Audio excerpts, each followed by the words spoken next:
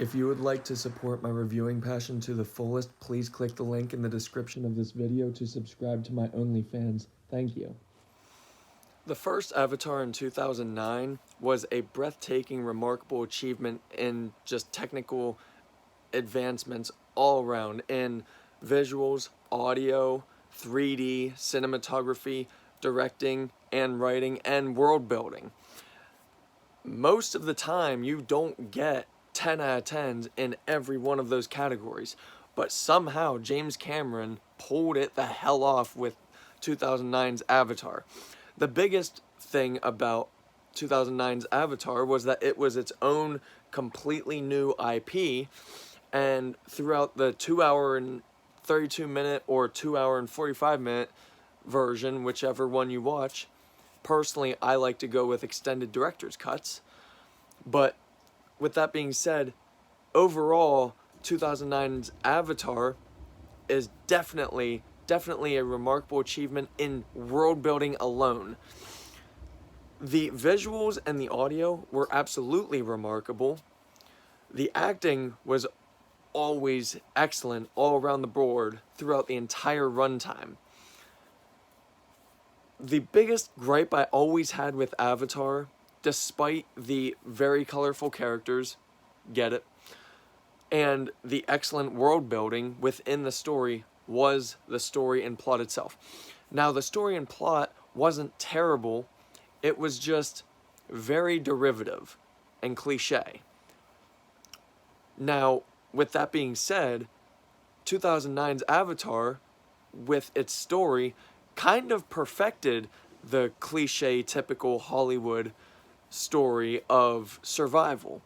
Honestly, even though it was cliche and derivative, it was perfect for what it was. And I think that is just because of the excellent world building and character development that was inside of the story. Now we have to fast forward, let's say 13 years later, because it's been a long 13-year wait. And we finally get the very, very, very highly anticipated sequel to Avatar, which is now declared 2022's Avatar: The Way of Water. This is the exact same thing as 2009's Avatar in the behind the scenes, in that it's written and directed solely by James Cameron, with some co-writing options there, but mainly, yet again, this is James Cameron's baby. Now, in 2009, Avatar, its story got a pass from me just because of the incredible world building, incredible acting, just all-around immersion. Avatar: The Way of Water, I'll get the biggest gripe of all out of the way, and I only have one, and it's really big. And yes, it is the story and plot yet again.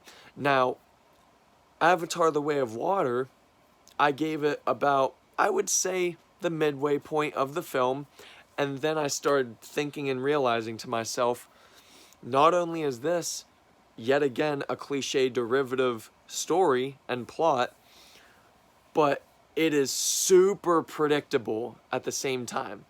And knocking out all three of those categories in story and plotting, it's a hard pass for me. Now, there are excellent moments in the story.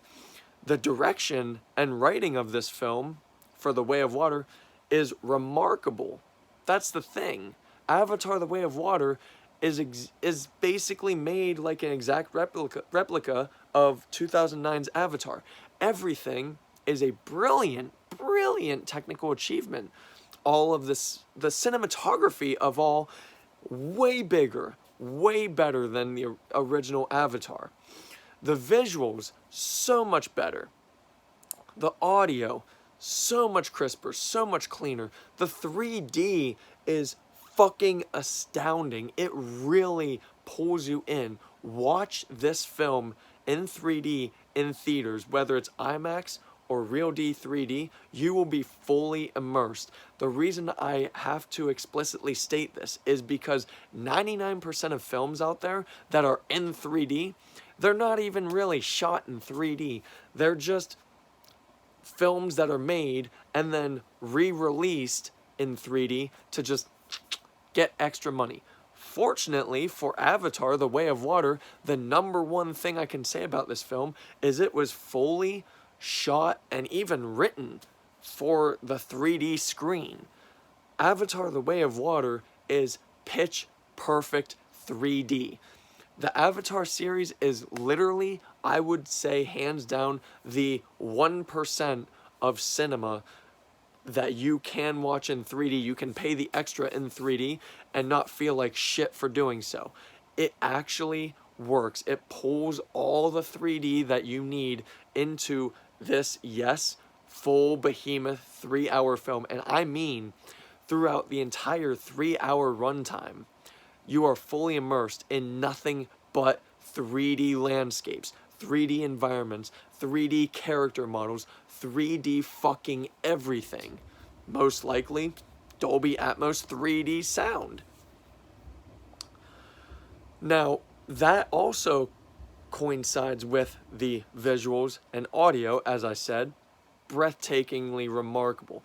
It also highly rejuvenates the cinematography. Now, the cinematography in 2009's Avatar, remarkable, but the cinematography in The Way of Water basically presents its own story as kind of a subtext. There's a main story and plot in The Way of Water, and we will get to more of that, but I feel like the cinematography, how James Cameron directed and shot this film, I feel like just the unspoken scenes alone crafted its own little story within this film. It's kind of like there's the main story, and then there's this side story that just kind of just glistens the entire world that is Pandora and the Na'vi and Avatar overall. And once again, the performances are brought in remarkably. Although I will say Sam Worthington as Jake Sully, he really isn't given too much. And that's also just like Zoe Saldana's Neytiri. Her character and the actress, she isn't really given too much until the very end. She's honestly given more things to do by the end of this film than Sam Worthington. I mean, he's there as the basically father figure, not only for his family, but for everybody around him, like in the first one. But he's just kind of always there. This film focuses on mainly the kids and their struggle, and that's fine. I'm perfectly okay with that. It also focuses on third tertiary characters, as well as the military that is trying to reignite the war once again.